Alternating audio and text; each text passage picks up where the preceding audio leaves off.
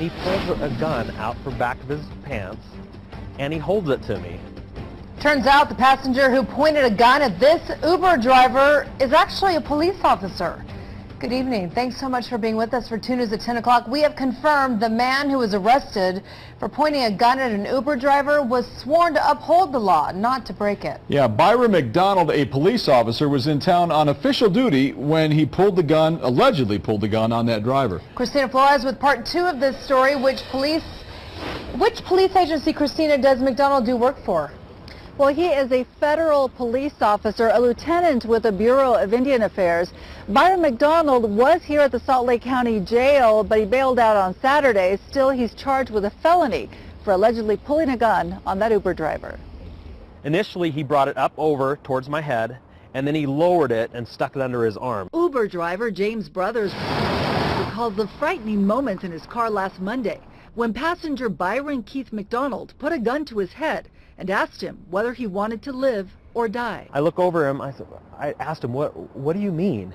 And he pulls a gun out from back of his pants and he holds it to me. It happened as James tried to drop off McDonald at his downtown hotel at about 1 a.m. last Monday.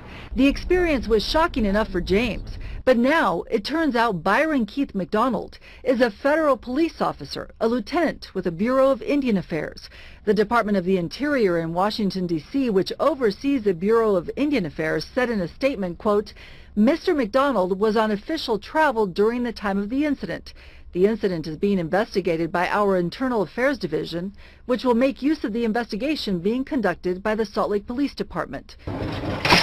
Byron McDonald spent 5 days in jail before he bailed out. We know that his superiors are aware of what's going on. Salt Lake County DA Sim Gill charged him with aggravated assault. We don't care whether you are a police officer, whether you are a rich person, poor person, it doesn't matter what your status is.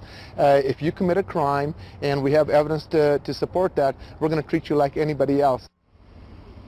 James Brothers, a driver, says that after McDonald pointed the gun at him, he also grabbed him by the collar and tried to keep him in the car. Somehow, Brothers broke free, ran out, and called police. Now, the DA says that there is surveillance video that supports the driver's story. As for Byron McDonald, he lives someplace out of Utah. We don't know where, but he will have to come back to the state to face that charge in court. Mark and Shauna, back to you. All right, Christina, thanks so much.